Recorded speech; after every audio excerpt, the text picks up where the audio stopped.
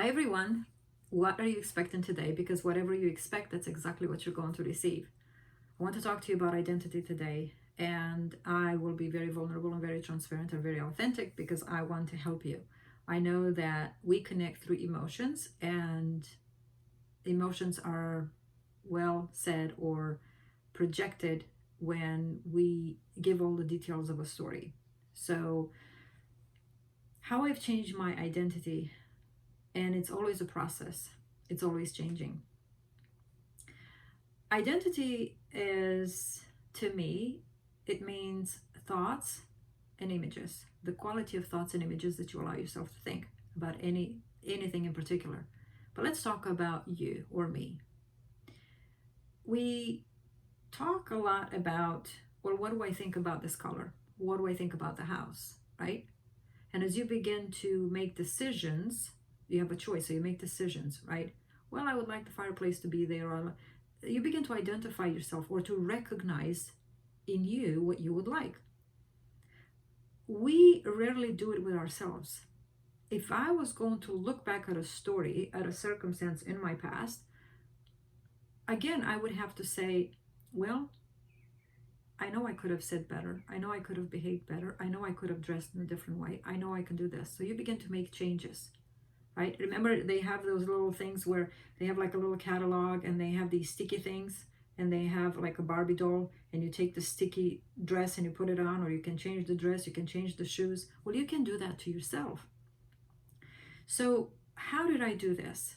And it's in the process. It's still working towards that right now. I'm actually in the middle of that change of identity. So this doesn't happen just quickly.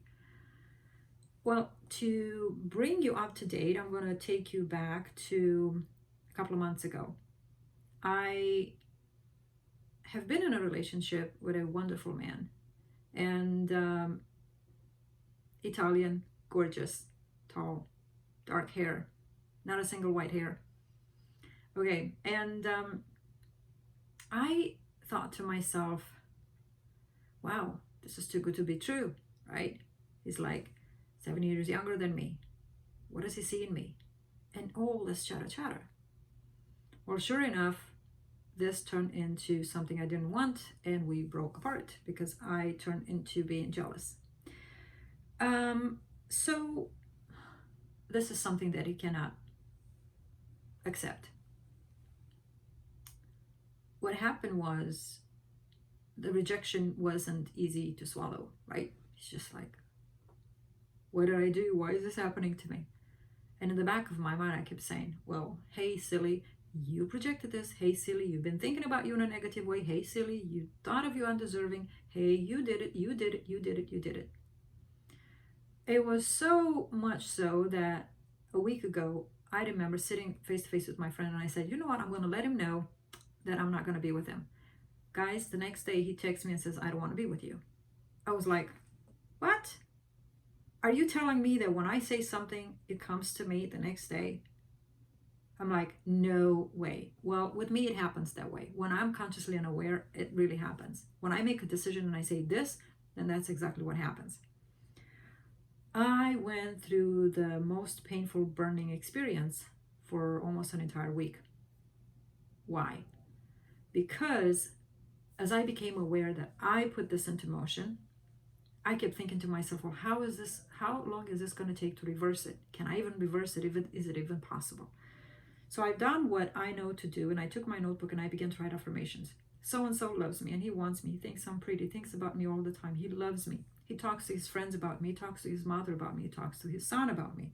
He always thinks about me. He loves me all the time. He wants to see me. He wants to make love to me. Oh, he thinks about me all the time. Oh, he wants to marry me. And I kept saying this, and the more I was saying it, the dumber I felt, because it was like, hello, this may never happen, right? The conscious mind enter in my way.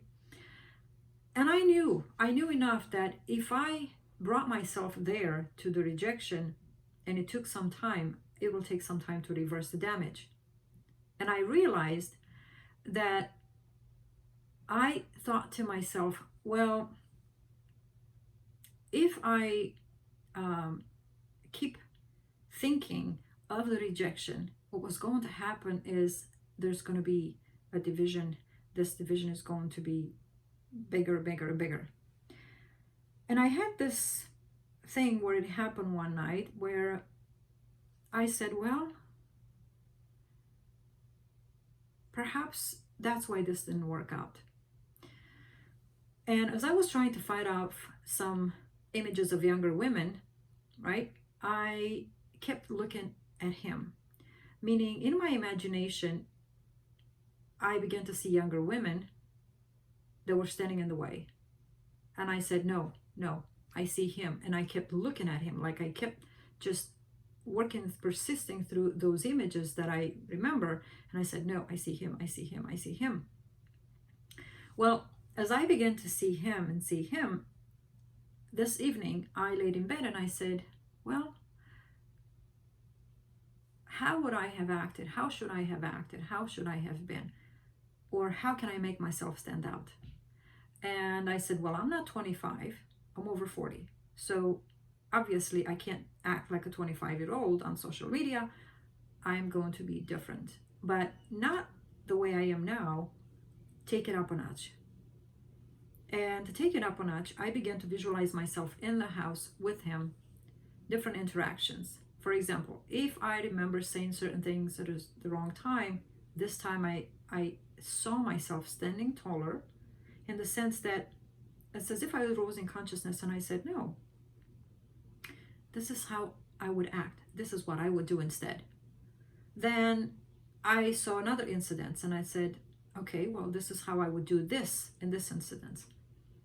And that led me to think that, I want to be a quality girlfriend. I want to be someone that is being claimed, right? And to be claimed is to stand out, is to be chosen.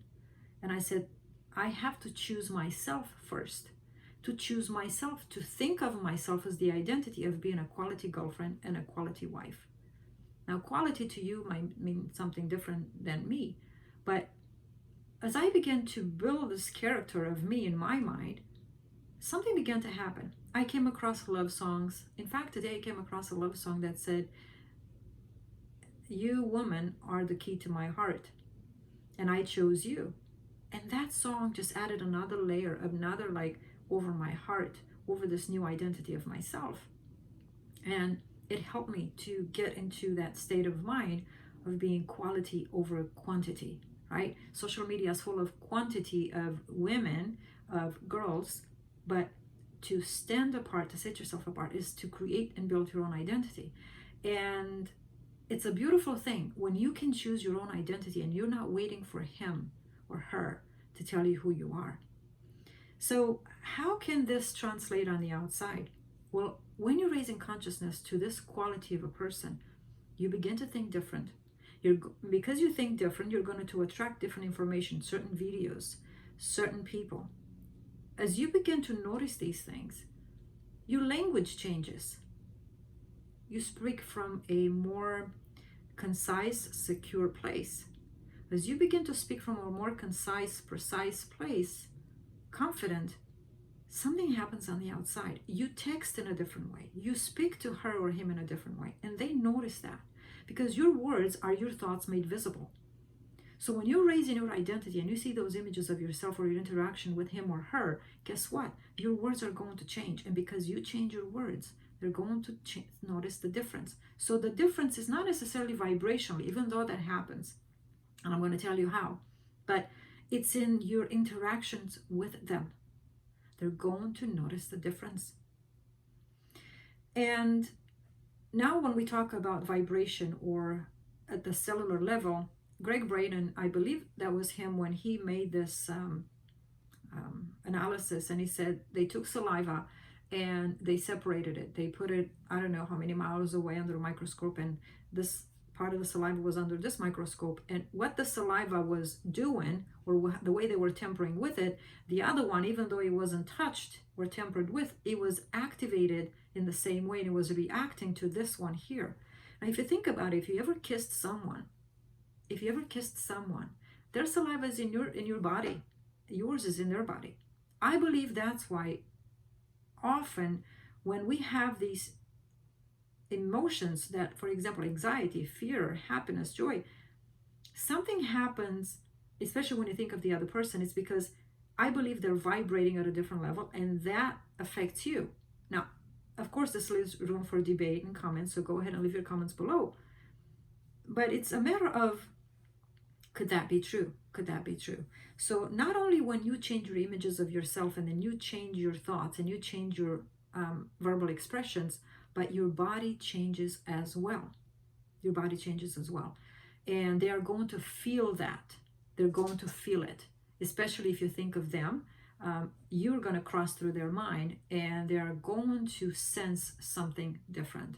And that's a wonderful thing. So don't ever think that they're not affected by you. They're affected by your negative energy as well as the positive energy. So to raising consciousness is to raising your identity. Outside of the need to satisfy them. Meaning, when I began to think of myself in a different light, I said, you know what? Ultimately, I want to be a wife. And I did not allow my past circumstances and relationships to define the woman that I used to be. I said, this is the quality of woman that I want to be. This is what quality means to me over quantity. And what stands out to a man is quality, not quantity. Okay? Again, what stands out to a woman is quality, not quantity. We have a precise eye when it comes to perfection, and perfection is what's perfect to you is not perfect to me, but we can change our identity. So don't put that responsibility on them, meaning don't need them. Don't go into longing and wanting them, because that places responsibility on them to satisfy that need in you of being